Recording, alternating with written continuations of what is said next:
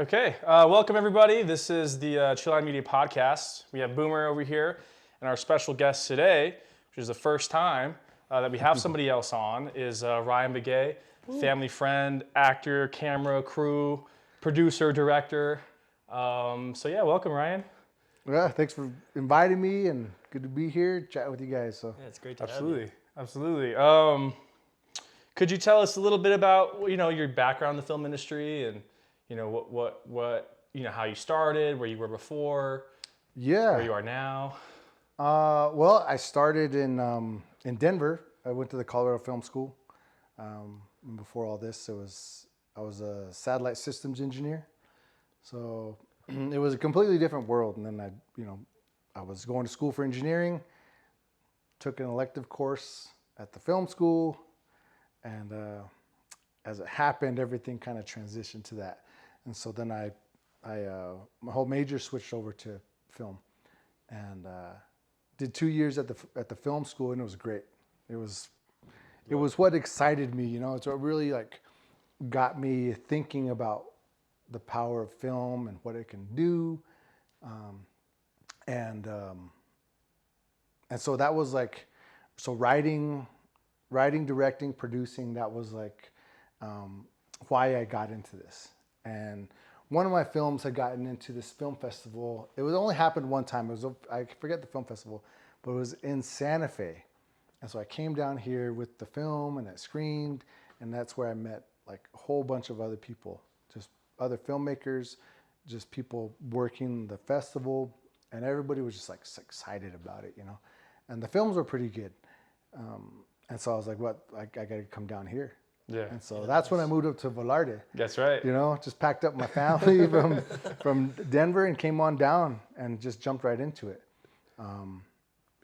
Started writing, the FTT program was going on. So I started that, took a couple classes at the community college, started meeting some crew people there, and I just trying to find my way through it. Mm-hmm. Went to IAI,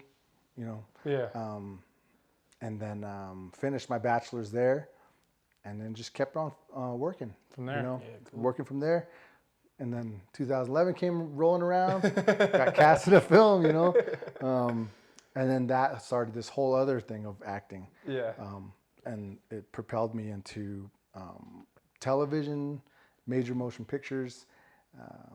So Breaking Bad, of course, is one of the big ones. And so, so it's just been going from that and just keep on moving. Second AC work, boom operator, electric grip. Yeah, man. Because on Fry Bread Face, you were second AC. I was second AC. Second AC. So. That was a fun show. That was your first show. That was my first show. Yeah, that was in our department. First gig ever, and it was a blast. It was. I didn't realize that was your first one. That was my first one, yeah. And hopped in, didn't know what I was doing. It was the summertime, so at the time I was off from school, and Chad had reached out, was like, "Hey, you doing anything this summer?" And I was like, "No, please. What do you got going on?" And I hopped on, and I think within 2 weeks I was like, "Yeah, this is the thing I want to do." It's I don't know how to really describe why film is so. You get this sense of purpose in film that I haven't found in anything else. Mm-hmm. It's the collaboration, it's the discipline, it's the grind, work, the mentality that you have to succeed, I think. But then you're also creative, right? And you meet so many different types of people. Mm-hmm. From all different backgrounds.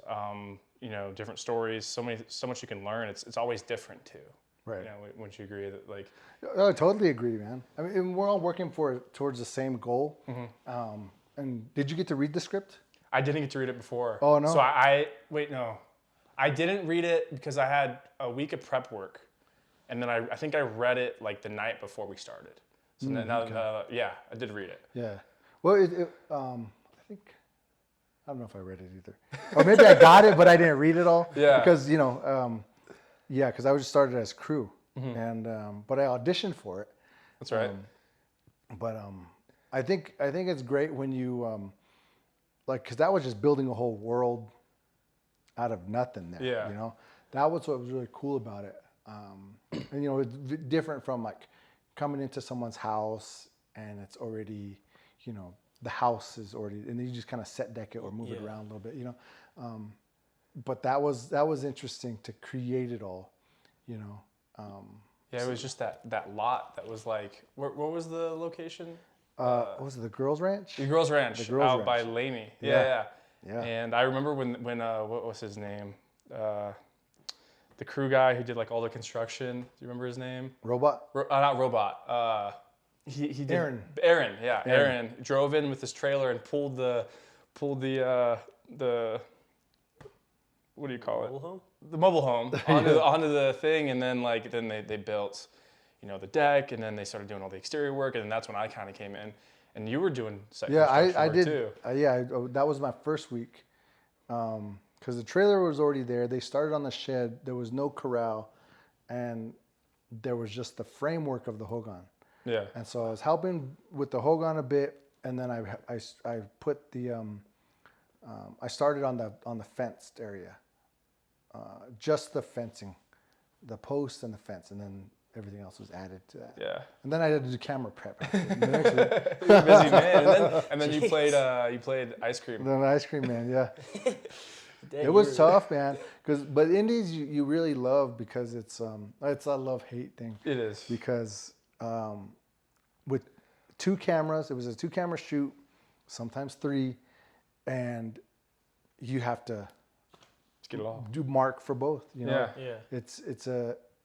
It's trying to keep your organization of both camera reports, and then also like getting this camera slated and that camera slated, and of course we had, you know, no video village, No, that's right. no DIT, so it's like Wow, really? yeah. And so I'm moving the monitors for the director and having his handheld, and then having to move the other monitors that are just there for everybody else and producers, and video village, the tent, and whew, man. And when you said you played ice cream. Then I played the ice cream man. Yeah. So when you were playing the ice cream man, did you also have to do all that and then? I tried to get one of the other PAs. He was just there helping out. Yeah. He was a newbie as well, and I was like, just talk to the script supervisor. They'll tell you what goes on the slate, and just clap and just listen to them. But you know, It was a green show. Yeah. It was a very green show. Then you just see the first AC like in front of the camera trying to, you know, slate themselves, because the other PA was just like, I don't know what I'm doing. So he was out. But luckily it was just one scene, but it seemed like it was like a whole day. Yeah, you know, sure. that I was missing. But yeah, I've done that a lot. I've on a lot of indie shows. I'll work on crew. I'll get cast, and so like I'll take a day and jump in front of the camera. It was really strange though, because it was because I did a lot of crew work before I started acting, and so I go on these shows as you know, as a crew person, and then I jump in front of the camera, and then the crew is like, traitor. I'm playing for both sides. Yeah. That's good. I was I don't know, man. I was like, I'm getting a SAG day rate. So. No, you gotta do it. Sure. Well, then it's kind of awkward too, because you know you're in the crew. You're funny. You're having fun with all these people, and then you gotta jump in front of the camera and like be this different person, and you know they're all watching, and Right. I don't know. I've never acted, so I don't No, know. but that's one thing that, you know, people think, man. Everybody thinks that everybody's looking at you when you're an actor. They're like, oh, you know, if you want to be an actor, go do it. Be an actor. But they're like, I don't like everybody looking at me. And when you're on set, it's like nobody looks at you. Really, nobody's watching your performance. Even the people who are looking at the monitor are not really watching your performance necessarily. Because like makeup's looking for the makeup. Yeah. Hair's looking at hair, wardrobe's looking at their wardrobe. You know, even the DP is looking at framing and lighting, and everybody's looking at their own specialty, right? And the director's pretty much the only one, maybe the producer, who's watching what you're doing, your performance. And the scriptie's like, listening for your lines or Yeah. continuity. And so everybody's like just watching their own piece and not you specifically. So once I kind of like, that came pretty quickly for me, just being on crew. And then, but when people say, oh, I don't know if I can do it, I'm like, well, if it's something you want to do, know that nobody's really looking at you. Yeah. So. Do you find it beneficial to have worked in crew, like and then act like versus not having that experience at all, or? No, my thing came from directing, writing, directing. It was really one class that really helped me transition from crew to an actor, and it was what was it called?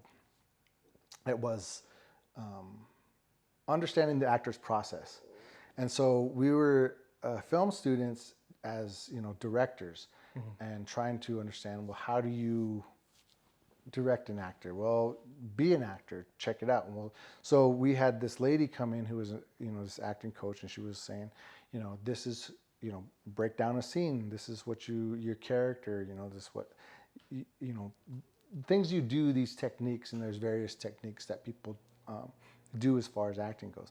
And so when I was like trying to like direct people or listen to other students, try to do casting, and they weren't really understanding what they wanted, I guess, or even the actors. They were just, it was their own performance. But because they didn't, I guess, understand what they were, like, I guess, a motivation, finding, like, understanding where they were supposed to be at in this world, I kind of brought that. Yeah. I kind of remembered those things. So when I did jump in front of the camera, I was like, okay, I try to think, where are we at? Yeah. And it wasn't hard really, Yeah. cause to be up in, for Blaze You Out. So, it was just like, okay, well, we're here. This is the world.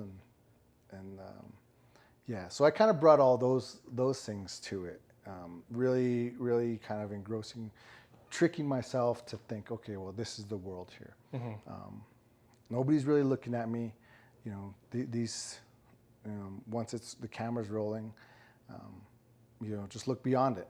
Yeah. Yeah. You can't think about it. Yeah. Because you get caught up in thinking about it, then you're not performing. Right. And then you just pick up things here and there. Lens length, lens sizes. If you're when to give more. Like on the first take, if it's a wide shot on a first take, you don't give it all. Right. You don't give up. You don't give that intensity, and that's what people talk about. It's like, don't blow your load. Yeah. Just wait till it comes to you. Wait till you get that close up, but then you can really. That's when you give it. Yeah. Okay. what are, like for you, Boomer, who's getting into this, what are some things that, like, and I'm kind of putting you on the spot, but that you would ask Ryan that you would want to, like, learn from, or, like, I don't know. Well, I think that's tough because just getting into this, you don't really know what to ask. Yeah. Like, I don't know a lot. I don't know much. Well, like crew-wise, acting-wise? Well, I think crew-wise, it's a lot of just being around it, because I haven't been on a major film set, like you, and obviously you've been there. And just something like, we're setting up this lighting, and you're like, hey, turn this foot, this is the load leg. The big leg's the load leg, you want to turn that towards the weight. And it's just like stuff that, it makes sense, but it's just not something you would think about. Just gotta do it. Yeah, you just gotta do it. And for acting, that was or for directing, that was a really interesting thing you said, where you kind of put yourself in the actor's role. Yeah. And I thought that was really interesting because that kind of gives you a way to relate to them or sort of right. Or sort of understand that process so you can better direct it when you're behind the camera. And I thought that was really cool. Yeah. It definitely helps. And I got into this mainly to direct.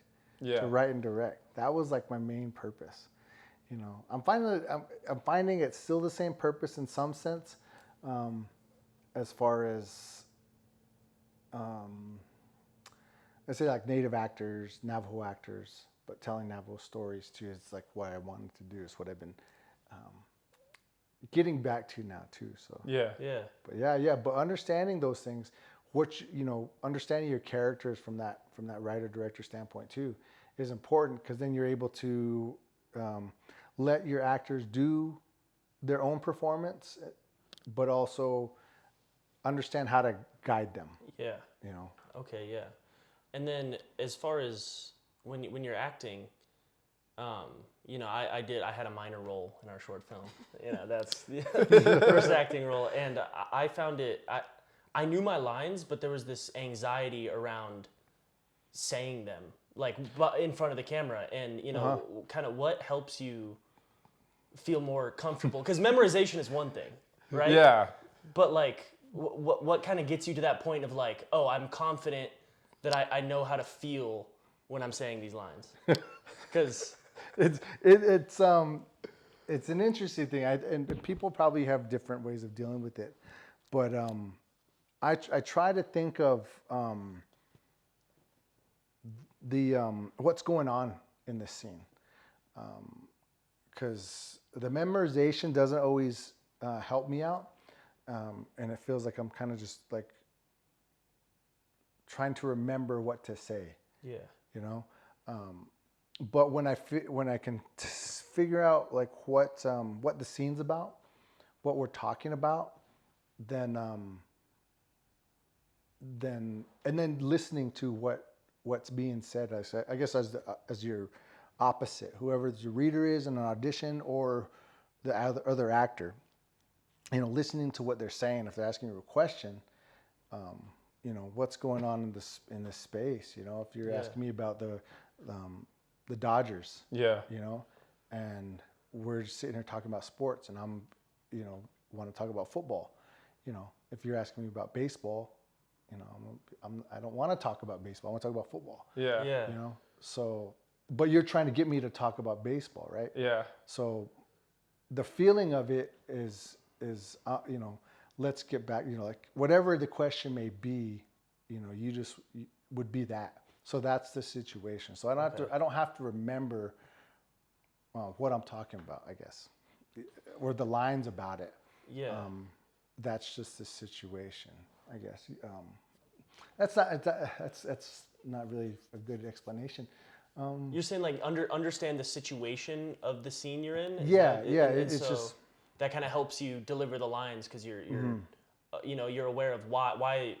Yeah. Do I feel this way? Like Yeah, why right. your response is the way it is. Sure. And so, like if we're talking about sports, if we're talking, if there's something that you're getting to as far as like, we're talking about sports, but we're not really talking about sports. We're talking about something else, right? Yeah. And so we're like, I want to talk about baseball. And you're like, well, I don't want to. And they're like, no, I want to talk about baseball. Yeah. And so like that comes out, and you're like, oh, baseball. Okay, we can talk about baseball. Yeah. Yeah. So it, like you kind of go back and forth, and that allows you to sit in these moments, because when we just want to rehearse, like say the lines, we're waiting For the other person. for the other person to say the lines so we can say our lines. But when you listen to them, and maybe we're trying to hurry up to figure something out before the other person comes back in the room. Yeah. So that's like adds pressure to what we're doing. Yeah. And so when you add that to it, you're like, okay, somebody's coming in, we have to finish this conversation as much as we can. So that motivates how you're going to talk to And them. how you deliver. Yeah, and You how know, you maybe deliver. maybe you're whispering. Yeah. Because you're like you don't want them to hear, or Right. it adds more layers. And to then it. you can even just like add a look. Yeah.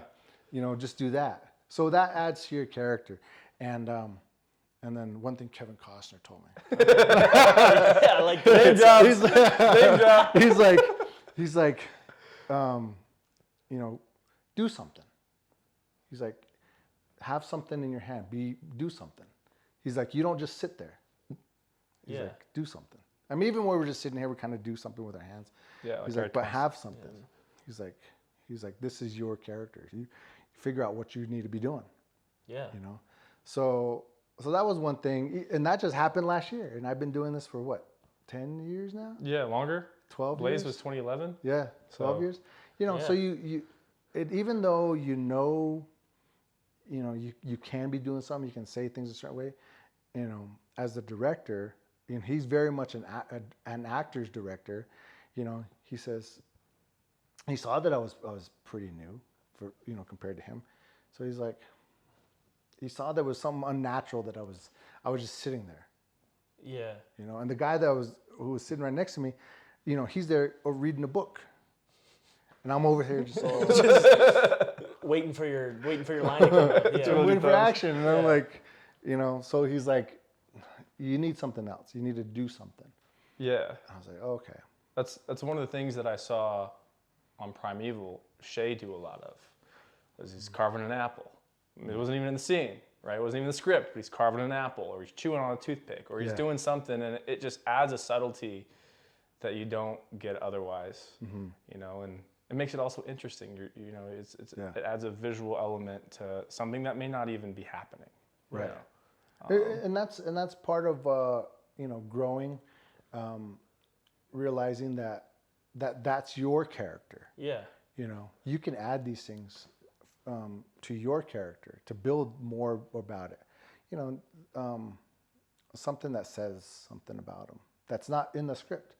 You know, maybe, you know, when the director's talking to you about it, you know, he has some quirk, he has a twitch, you know. Okay. And it may be, you know, something where they tap a lot, you know. So, but it may be awkward. It may be, you know, Forced. Forced. Yeah. So you figure out some other twitch. Yeah. You know, something else that you're gonna go to. Yeah, kind of latch on to. Yeah. So you kind of make it your own. Yeah. Something that if you create it, you're more likely to keep doing it. You know? Right. Like I did that in freaking Dark Winds. Yeah. You know, I don't limp around a lot, and I had to get shot in the leg and then be limping around. And so I'm like, I saw this guy, one of the producers, he was limping, he had a limp, he was limping around. So I was like, I'll just limp around. Because the first day I was normal, and then I got shot the second day, and I had to like limp around for the rest of the show. And so I was like, I'm just gonna limp around so I remember How it feels. to limp. Yeah. You know? And of course everybody's like, hey, what happened to your leg? And I was like, I got shot yesterday. Totally. So I was like, okay, it's working, you know? Yeah, that's feeling cool. I got a question for you. There's that scene in Dark Winds early on in season 1 where you trip and you fall in mud water. How did that get set up? Like, you go on. I went on set and it's written, you know, he falls in the mud. And I'm looking around and there's no puddle. There's no water flowing through. There's no like it's not even like a little stream maybe. You know, there's nothing. And I thought, well, because, you know, what people do, because there was a lot of people and they were like hustling, bustling, doing a bunch of stuff. You know, they could have like took in the water and splashed it out, you know, like in a little place where they dump all their the wash water and stuff like that, you know. But there was no motivation for that mud. yeah. They just were like, let's make a mud puddle. All of a sudden, it's just boom there. And so, yeah, you know, it was one of those things. It's just like, where did that come Movie from? magic. Yeah, Yeah, movie magic. It rained earlier this morning. You know? Yeah. So you mentioned something earlier about, oh man, Did you lose it? I did lose it. I lost it. It's so gone. It's a steel trap, but it works both ways. I can't get in there. You know? I never forget things, but then I can't get them out. What are some things that you're working on? And maybe it'll come back. We'll see. But what are some things you're working on now, especially now that we're out of the strike and everything? Yeah, well, you know, I'm thankful for the strike. in the sense that it got me back into writing. So, you know, I'm doing the writing, a writing workshop, which has been amazing because it's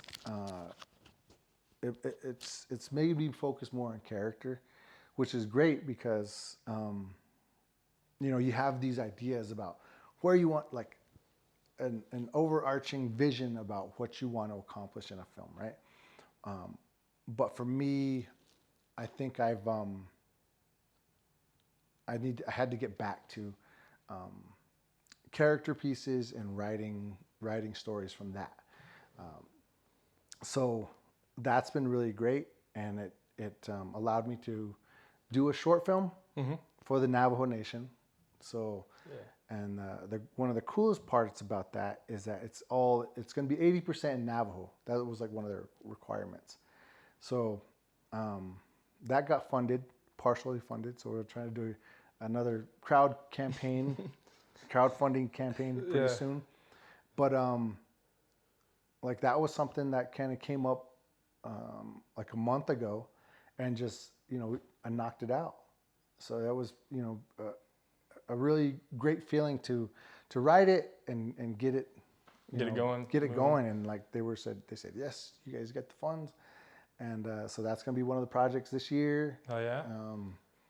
You know, auditioning still. I got cast in a feature coming up. Fantastic. So, yeah, just keep it rolling. Just keep it rolling. Keep it rolling.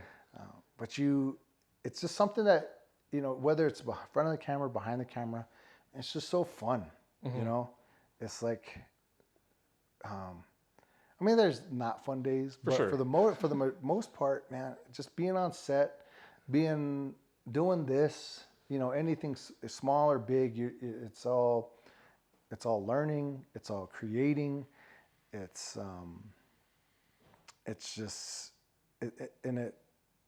it motivates you constantly. It's like constant motivation, right? Yeah, absolutely. Yeah, you mentioned, you know, before we started talking about how you just want to keep yourself busy, and is keeping yourself busy kind of, it motivates you to keep on creating and giving you new ideas for your own stuff. Is that kind of? Oh yeah, and then just doing collaboration with people. Yeah. You know, you talk with people and they give you ideas, and they share ideas, and they share different information, and you're like, oh man, that was cool what he said, or they said, and you know, we're gonna do something else. It's gonna put us on another path here. Yeah. We're gonna go check out what is this topic?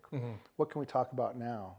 You know, in a different sense, and so, you know, you never know what you're gonna come up with, and you know, it or what takes you're gonna see, or what you're gonna learn, or what you're gonna experience, and I mean, one of the cool things too is, like, you know, you'll have ideas for a certain project or whatever, and then you kind of forget about it, and then like you'll see something else, and then you can connect it back to that, or it gives you a spin-off for something else, and it's just it's so fulfilling. Like, I don't know, there's no other way to put it. Even places that you go to film. That's one of the coolest parts is like places that I would never expect to ever have been to. Yes. Like for a project that we did that you helped out on the rural film project, like we ended up in Cloudcroft, New Mexico for 2 days. I don't even know where that is. I've never even, But it is beautiful up there. Yeah, it's a mountain town down south. Yeah. Like, you know, you go down to White Sands and it's just desert, you know, and you drive 20 minutes up this pass into I don't remember what mountain range it is.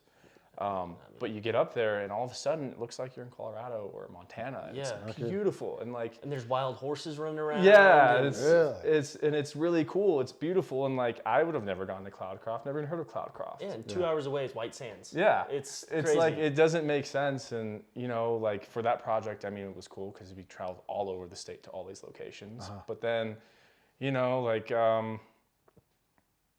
like on other shoots that I've been to buildings, you know, like downtown, like the Amityville High School, which we shot for an Oppenheimer for a couple days, like, and I got to go in and see, and I've never been in that facility, and it's like this old school in the middle of Albuquerque that you would never be able to go into otherwise. Right. You know, and it's just, that's some of the coolest. Like the prison. The prison. That was a pretty cool place to visit. Well, pretty freaky. No, where the incident happened. Yeah. Yeah. What were you doing there? Well, it's through Nalip. I think those guys were doing stuff there. Yeah. And so, yeah, I think we had like, we just visited the set, and so they were all out there.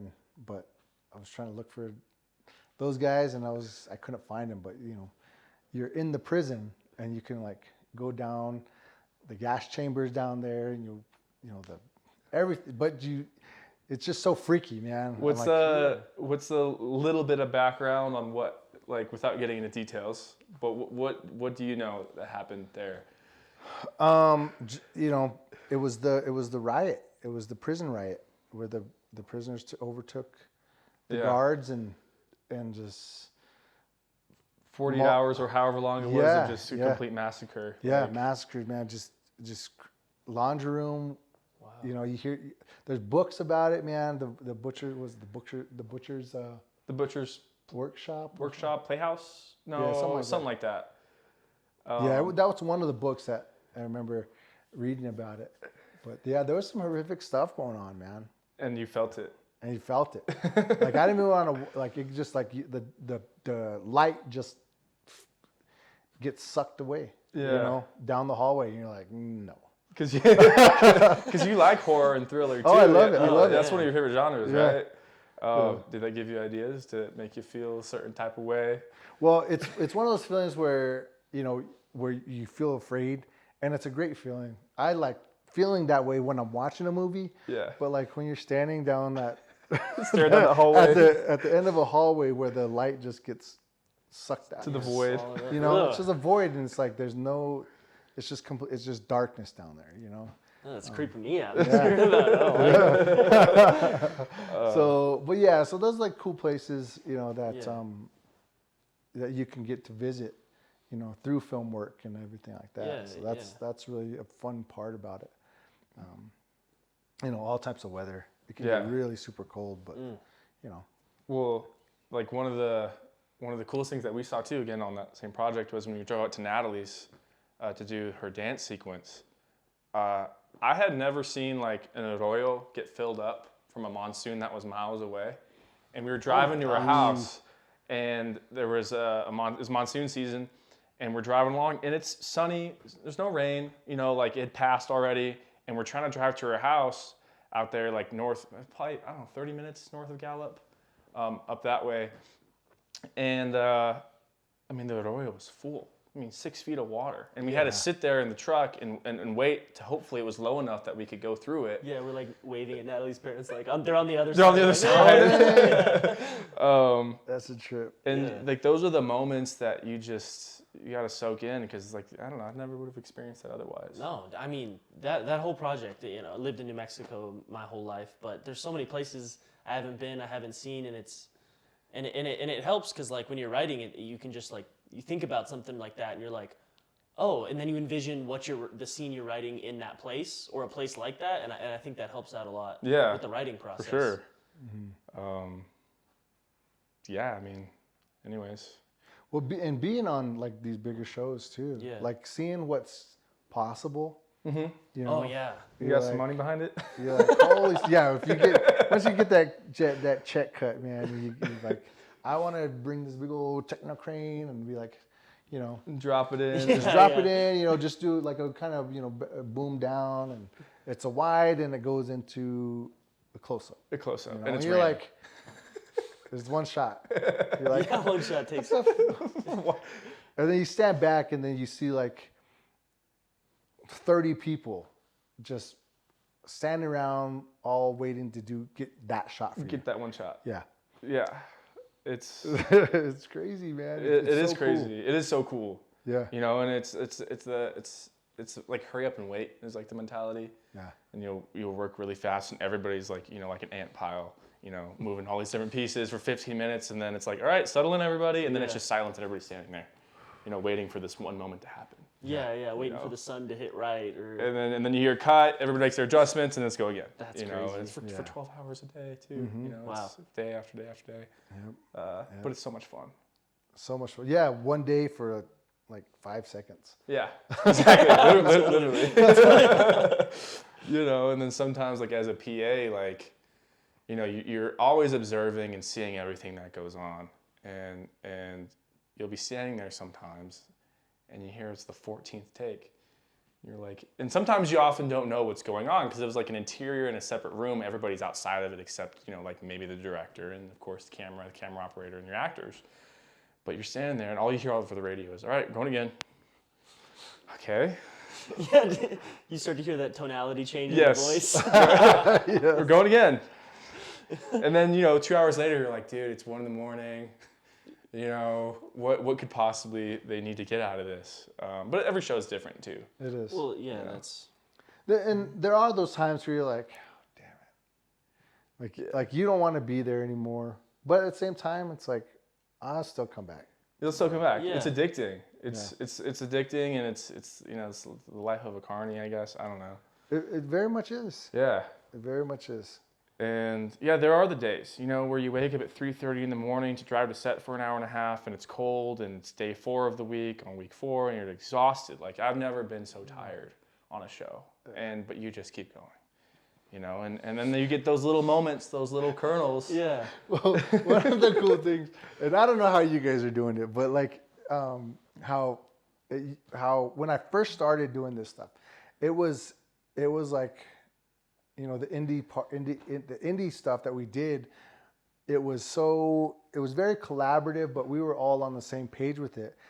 But even after we wrapped for the day, it was like, let's cool down, let's chill out, let's chill. And, you know, we didn't go to sleep. Yeah, you don't go to sleep. You know, Oh, we yeah. just, you know, kept on going. We kept on, you know, having a good time. Yeah, yeah. You know, partied it up and then Yeah, rinse, know, wash, repeat. Back at it was the it. next day. But yeah, that was just such a great time, you know, and so many great stories come from those times when you're not on set. Yeah, You're just building camaraderie with the crew, and that's awesome. That was awesome to experience those, and with the actors, you know, because they're coming in from all over the place, and True. you know, you have a New Mexico crew, yeah. and we're like, you know, just chatting it up about it, you know, where they're from, and then, you know, this is what we kind of do on the New Mexico set. Exactly. Here, Yeah, you know? we do. Yeah, yeah. So those were great times, man. Yeah. And then it kind of, you know, it does change when you get into a bigger production. But yeah, because they're just like, all right, hop in the van. Go get to set. Yeah, you and know, you're it's just like, oh. it's a different. That's why indies are so much fun because it's smaller groups, you know, and there are different stresses and pressures because it's low budget and all that stuff. But you know, for any position, you end up doing 3 or 4 different things. Yeah. You know, and the longer that you're on a show too, you become more of service. Like I've been on big shows where you're just a body, you know, and you're here to do your one job. You clock in, you clock out. We don't need any of that extra stuff. But on indies, which is so much fun, is it's so much more collaborative in certain aspects. And I mean, you get so tight with these crews. I mean, for, you know, whether it's a month, a week, or 3 months for that matter, like you spend every day with these people. Yeah. You know, and you're eating together, and you're tired together, and you're stressed out together, and you're having so much fun together. Like you form these bonds that, like, with people you never really would. Sure, yeah. You know, and so I don't know. Yeah, that and does it kind of feel like, you know, since everybody sort of has their hand in the jar, does it kind of feel, it means more to everyone It does on a Yeah. good on a good set. on a good set? On a good set, everybody's getting along. So Well, even if it's a bad kind of, you have bad days, you know,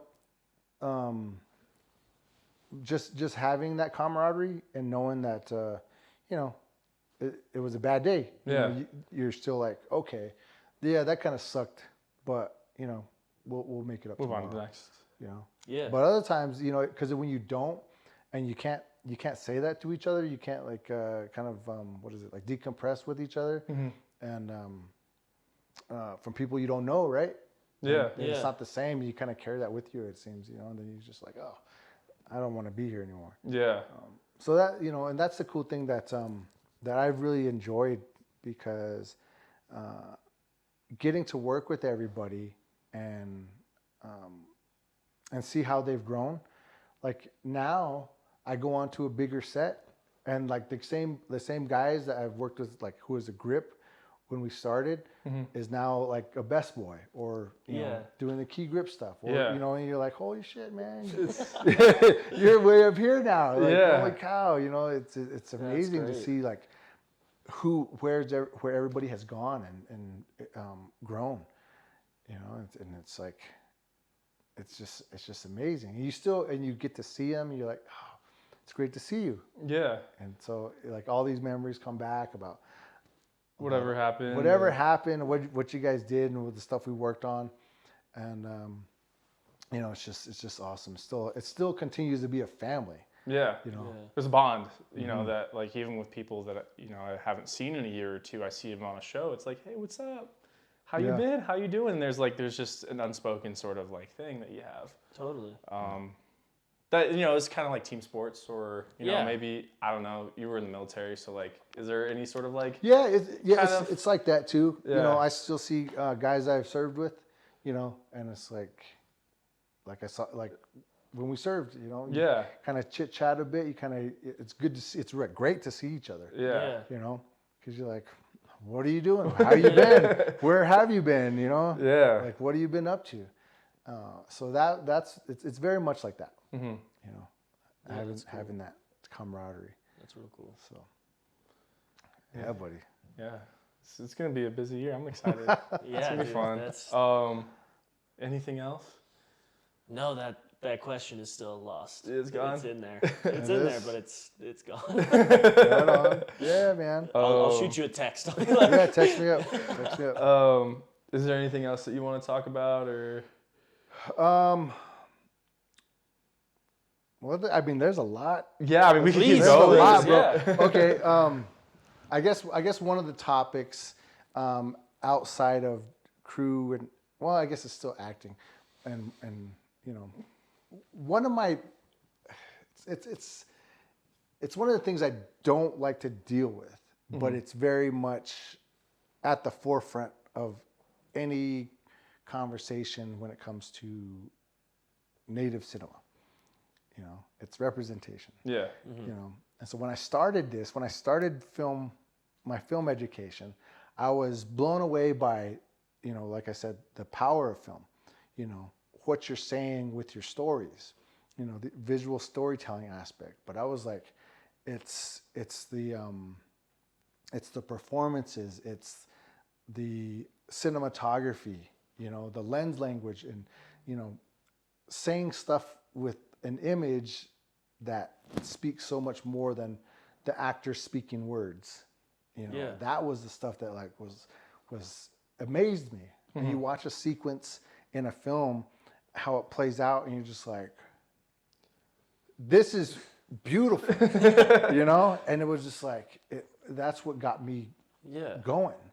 And then of course the equipment and how you can use it to create an image, you know, the in-camera stuff, you know, versus the digital stuff, you know, like just lighting techniques, camera techniques, Your score. you know, the score, how everything like plays together and makes you feel something. Yeah. You know, the pacing of an edit, you know, You're like, oh man, this is so freaking great. Yeah. That's why I love film. That's why I love movies.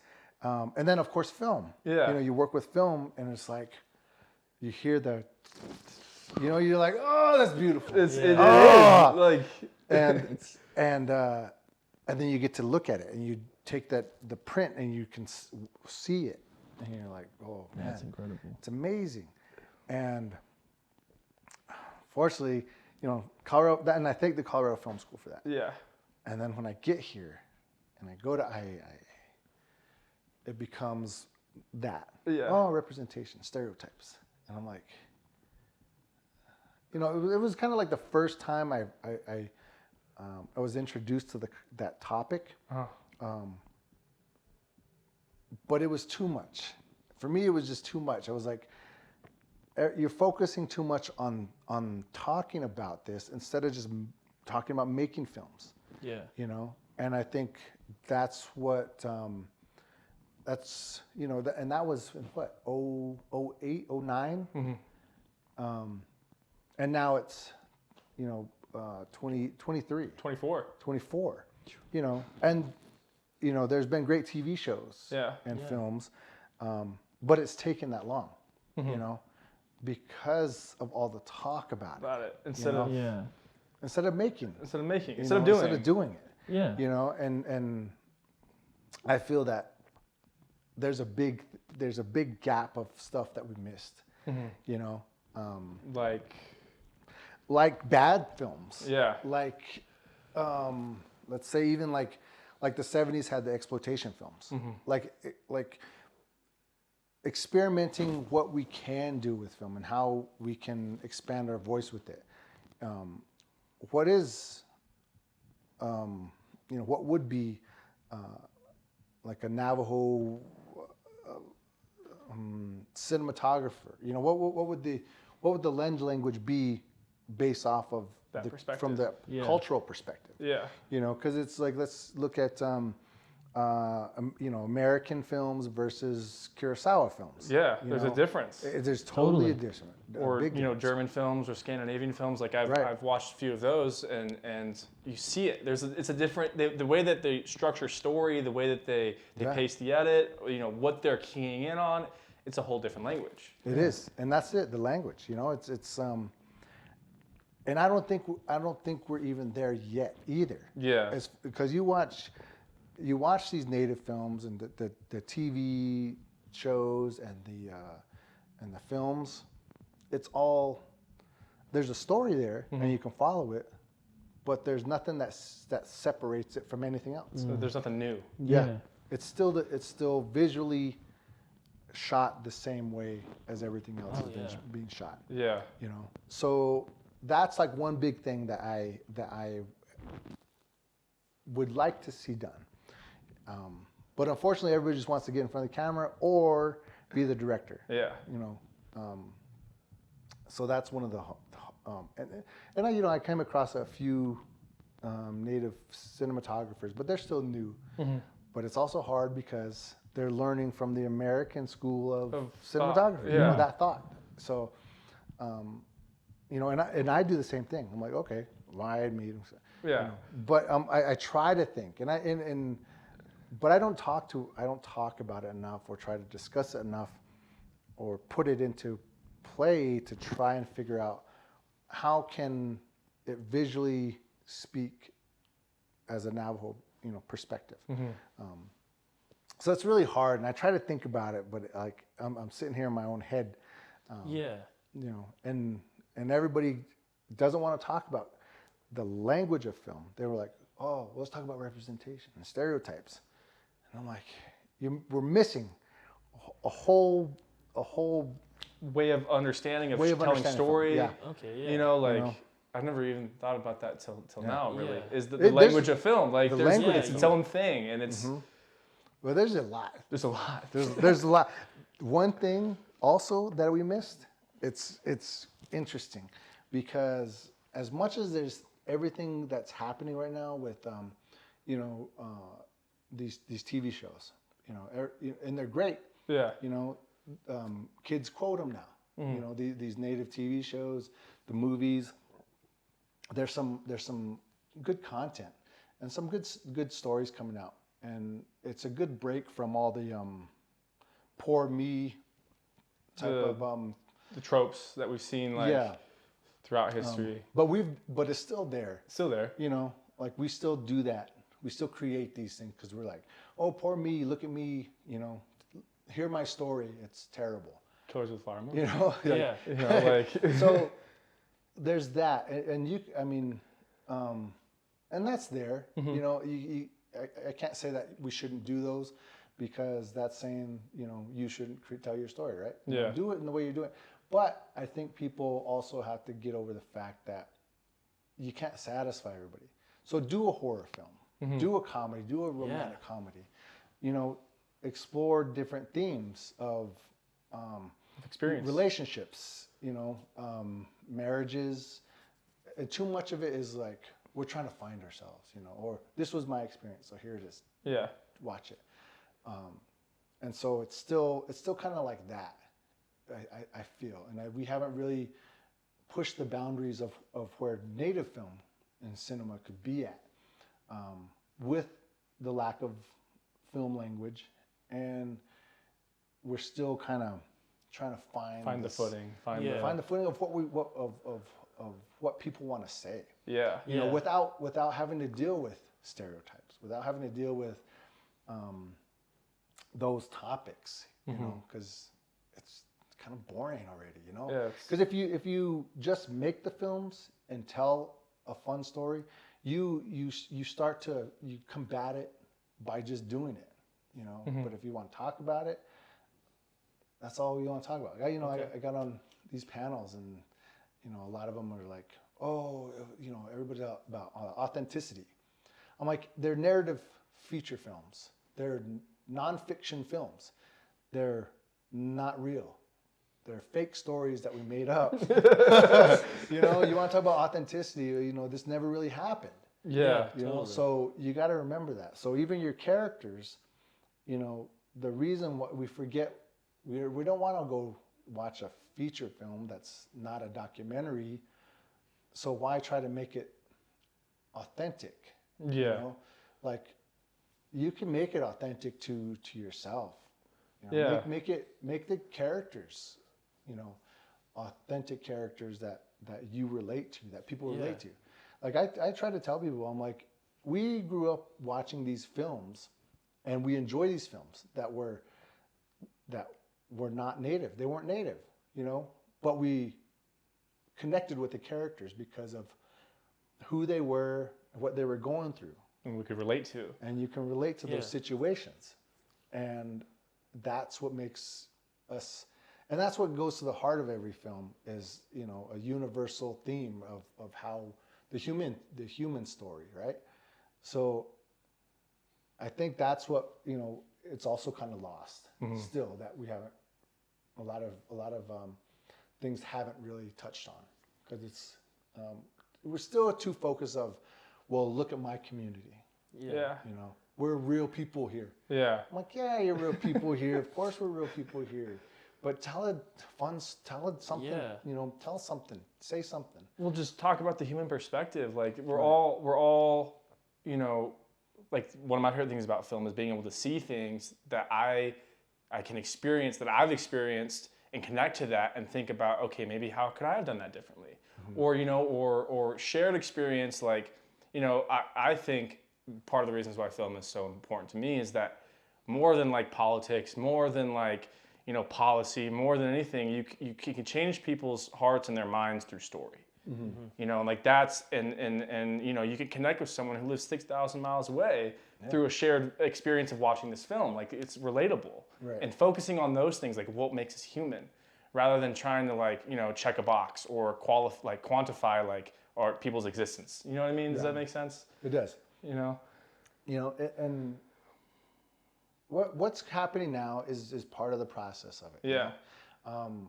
What I hope that doesn't happen is that because of everything that's going on, you know, that people keep with this independent spirit of creating, you know, independent film, because that's more of a voice that's not too polished. Yeah, it's raw. know?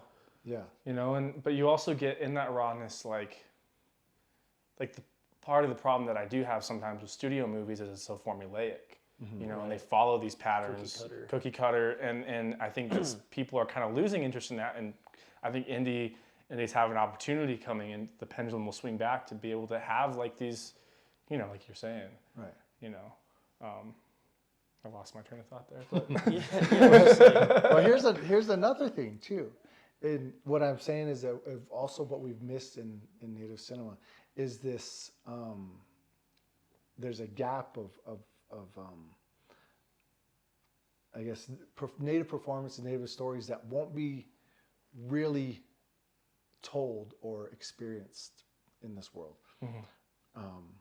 Let's say like my parents and my aunts and uncles and all these other the generation before us who are now older, but let's say 10 years ago, you know, they were probably like in their 40s or something like that. Oh, not 10 years or 20 years ago.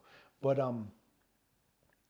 the look of them is different from the look of people now. because the kids have grown up, but they're different. They're, you know, they're softer, they're mixed, there's a little bit of loss of culture, and there's it's trying to be renewed or acknowledged, but it's not what it was. You know, let's say like in the 70s when AIM was going on and there was a big revitalization of who we are, and like that time would have been really cool to have people in front of the camera. Yeah. And those stories being told. But now it's a little different. It's a little different. The visual aspect of actors is, unfortunately, they're more fair complected, and what I'm afraid of happening now is that people who are also, let's say, from the same tribe but darker will only be as supporting characters and still creating the world, but your main actors and actresses will be more lighter skinned and fairer skinned, or on the opposite spectrum, more towards the darker side. Yeah. And so that's the thing that's really been happening, and what I've been seeing. You know, there's inclusion and all this stuff. You know, they're checking off the book or checking off the the boxes, which is to satisfy everybody so it can get sold. Yeah. You know, and I think that's a problem. Yeah. Yeah. I think that's a big issue because it takes away, like you said, the rawness of everything. You know, what are we trying to do with this? Yeah. Are we just, you know, yeah, we understand it's a business, but you also have your voice that you need to, you know, get out there. And so with this visually, there's a portion of this, of time that we missed trying to figure it out. Yeah. Trying to figure out what we're supposed to do with this medium. Yeah. Yeah. And now it's kind of gone. Yeah. You know, you look at Fry Braid Face, and everybody's like, "Oh, the grandma, she's great. I love the grandma. I love her." Everybody loves the grandma. Yeah. Because that was our grandma. Yeah. You know, and her look, even as a younger woman, it's no longer here. Yeah. It's no longer. We missed it. And you can get people like her granddaughter, but her granddaughter, if it was, you know, if she wanted, I don't know who her granddaughter is, but you know, let's say somebody whose granddaughter, Yeah. you know,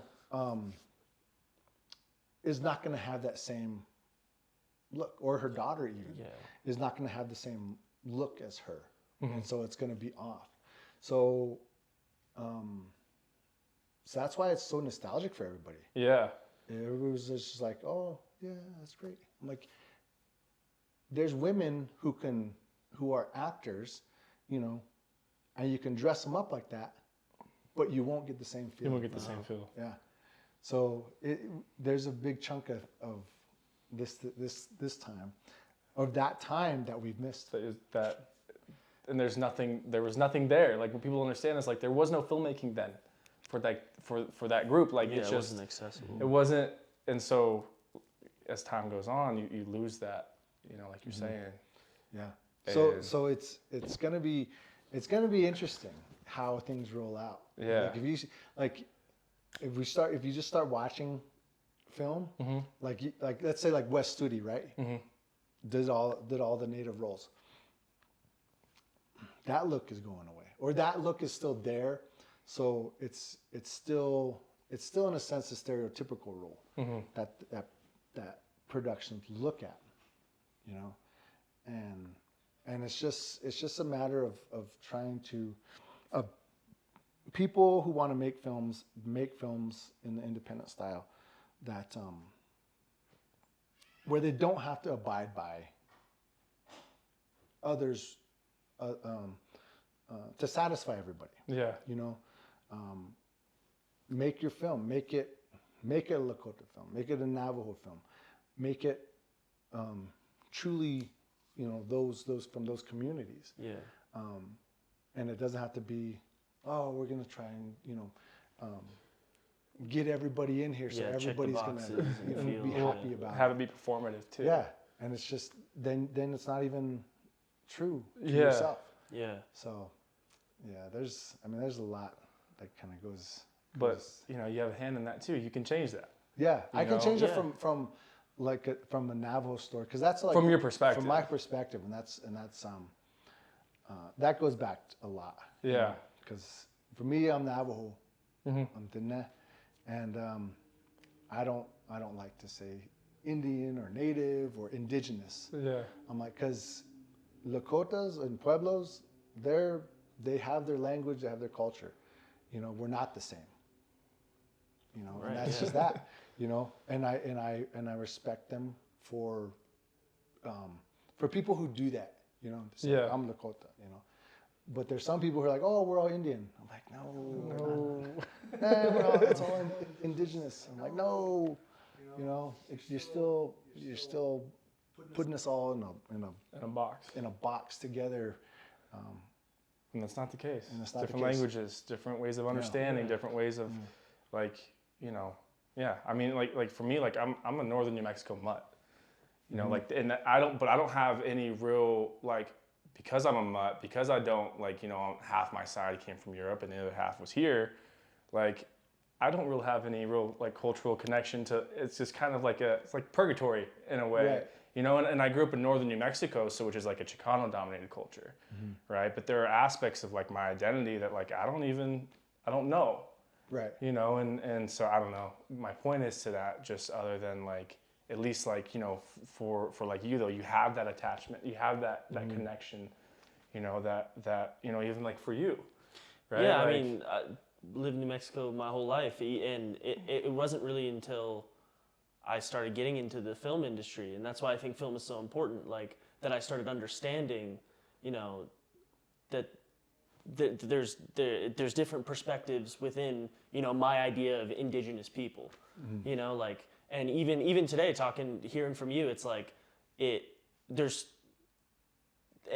stories to be told in that unique perspective of being Navajo that people don't understand, you know, or have never seen. and I've never seen, yeah, and I don't know, and I think film is a great way to do that because that, for at least it has been for me, just being a part of the industry, understanding stuff like that, it helps a lot. Yeah. You know, and kind of the point that, like, I was getting to is, like, your own cultural connection.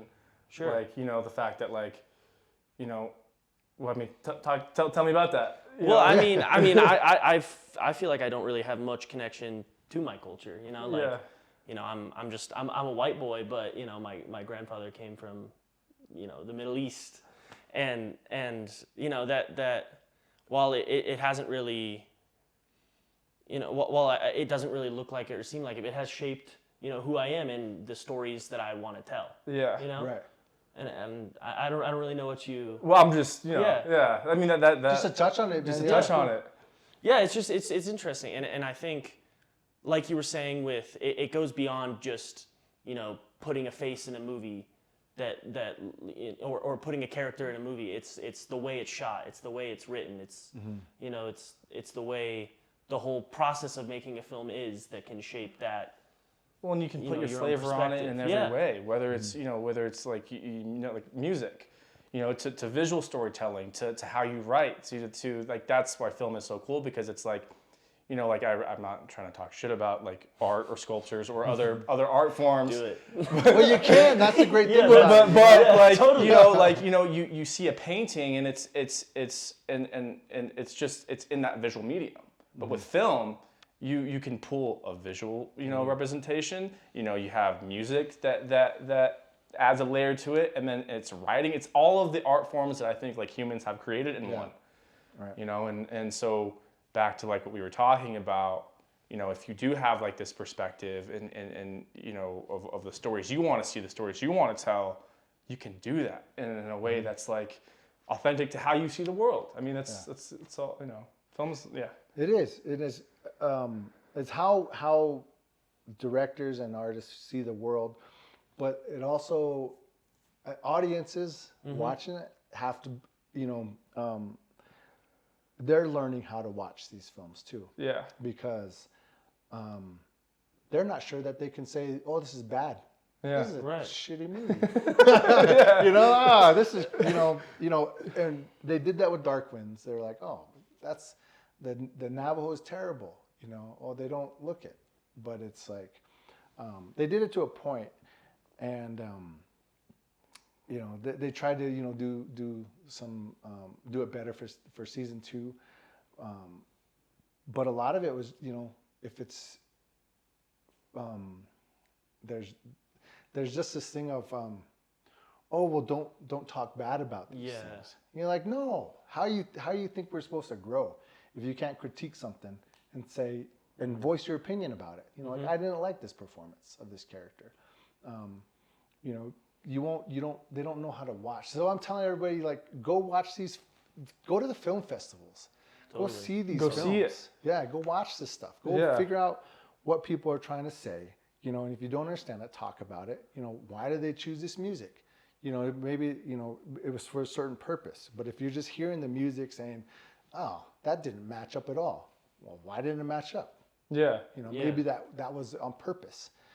So think about those things. And so, like, I try to, even with my parents, even my family, I'm like, watch these films, watch these, and try to, like, what does it say? And they're like, oh, I don't know. Really watch it. Really watch it. And also, like, take away your own ego for a second, or your own perspective, and just watch something for what it is. Like, try to put yourself in that shoe, of whatever story is, no matter how familiar you are with that world.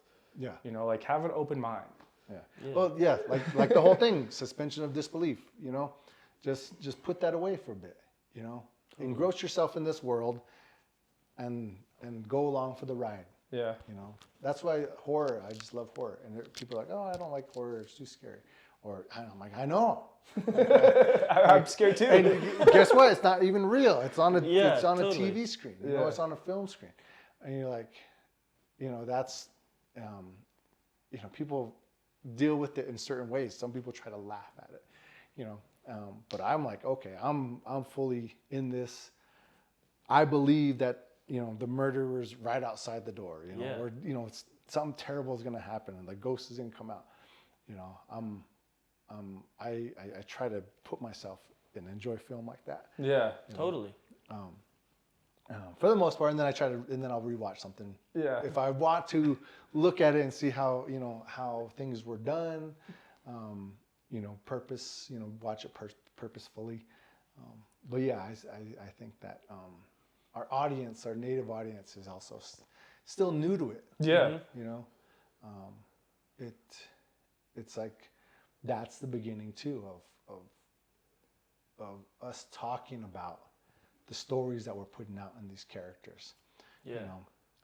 Which is a great thing because the kids are doing that now too. They're just like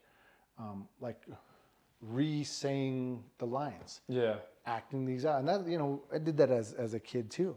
But it was like the Ninja Turtles and stuff like that, and it didn't take away from it, that's and that's good. That's good, but a lot of times I think we don't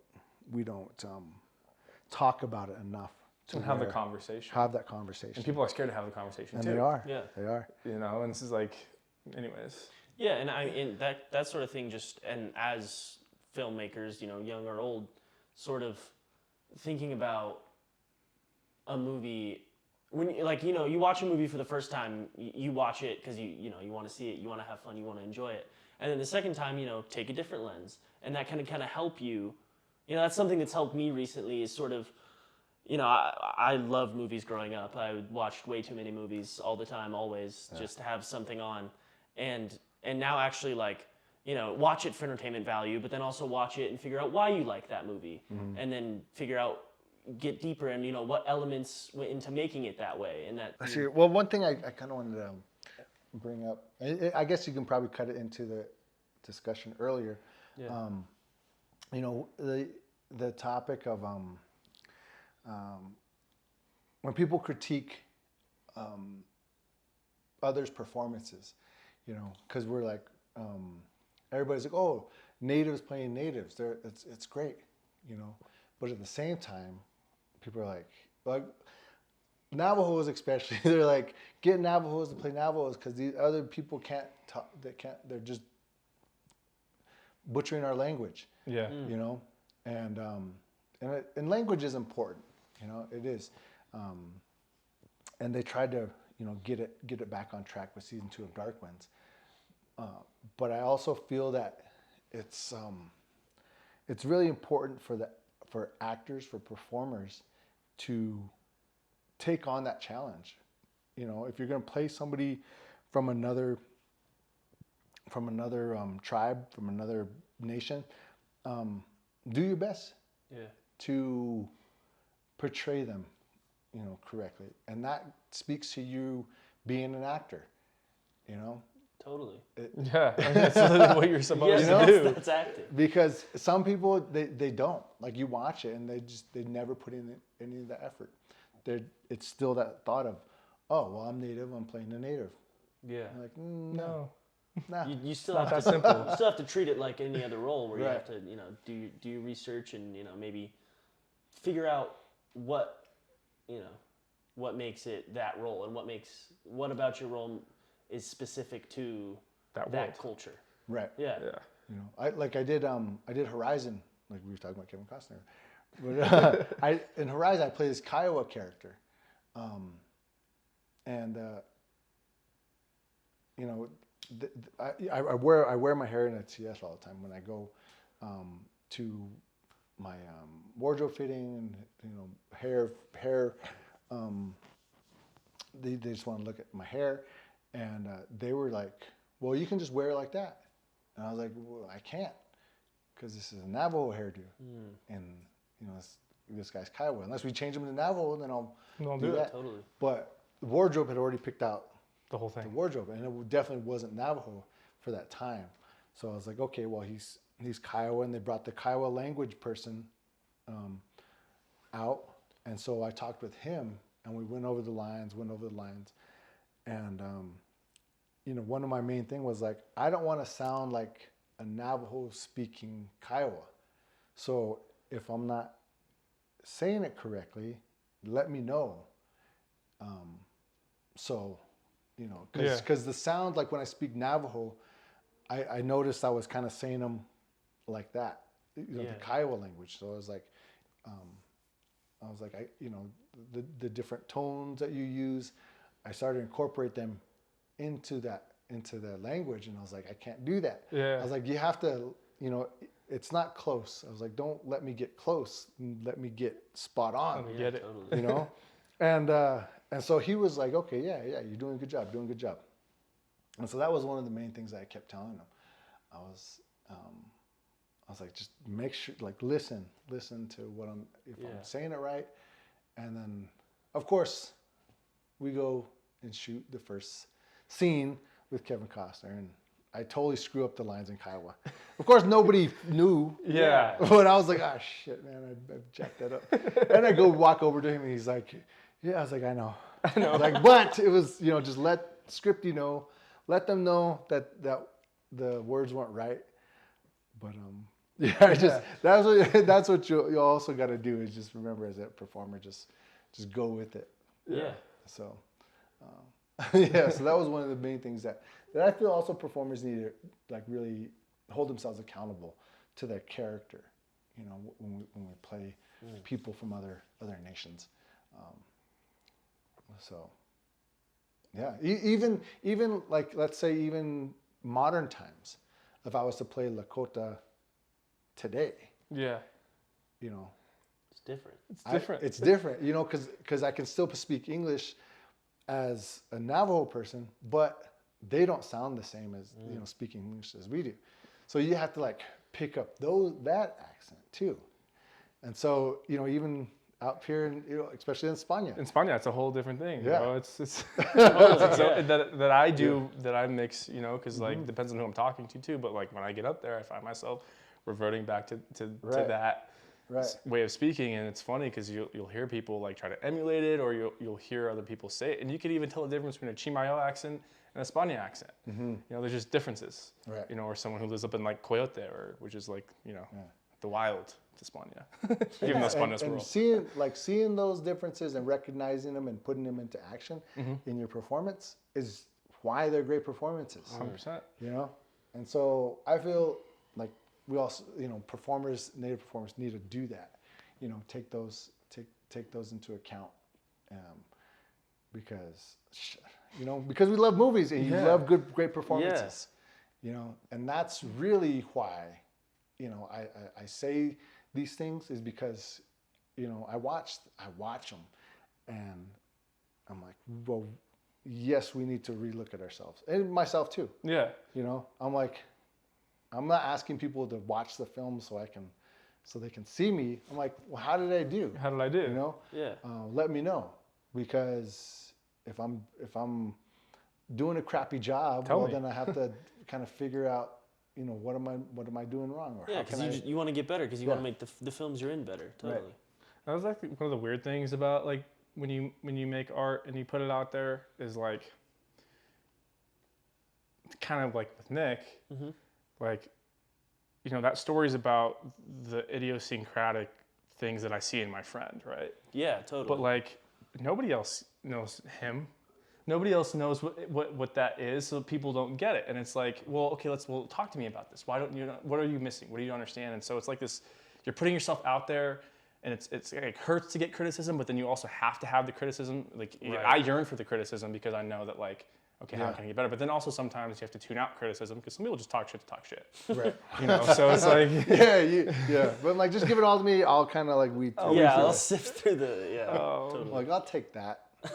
Yeah, that can go away. Yeah, you know, that's when you have to have belief in yourself too, and know what it is about you that is authentic to you. And it's like you were saying earlier about ego. You know, you kind of have to kill your ego so you can take that criticism, and even if it's some shitty criticism that you don't want to hear and it's not helpful, you know, maybe something they said is helpful. Yeah. Yeah, that's you know, that's big. And be open to that. Yeah. So. Yeah. You're so open. And also sometimes I'm not. build a team to where when you have a vision or you have something that you want to accomplish, you have people who can be like, oh, I see what you're going for, and we'll make that happen. And then you're like, holy shit, man, here it is. Here it is. You know, we made it happen, and it was, you know, so much better this time around. It was, you know, there were some improvements, you know, so, and that's really cool when it all kind of comes together and works out. And just keep making stuff. Yeah. You know, no matter whether you're Christopher Nolan or a college student, you know, out of some film school in the middle of nowhere, like just make stuff. Yeah. You know, Totally. like it's all you got to do. Don't talk about it. Just do it.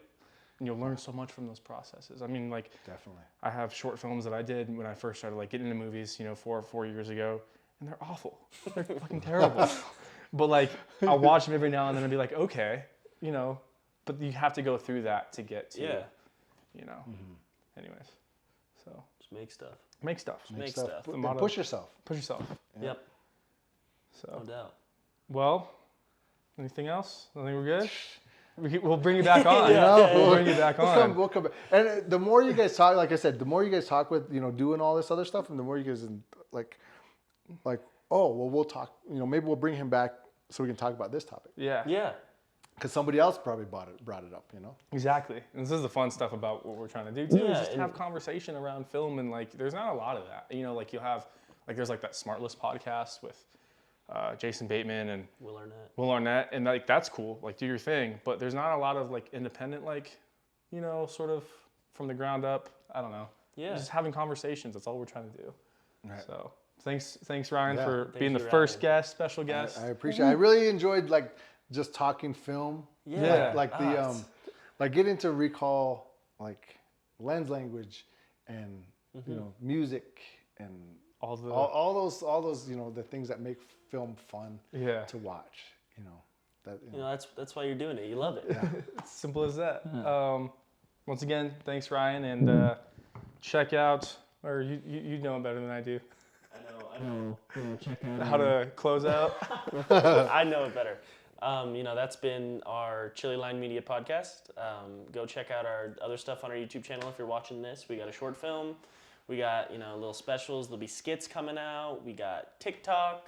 we got Instagram, we got YouTube short videos. You know, we got it all. More projects in the work. Yeah.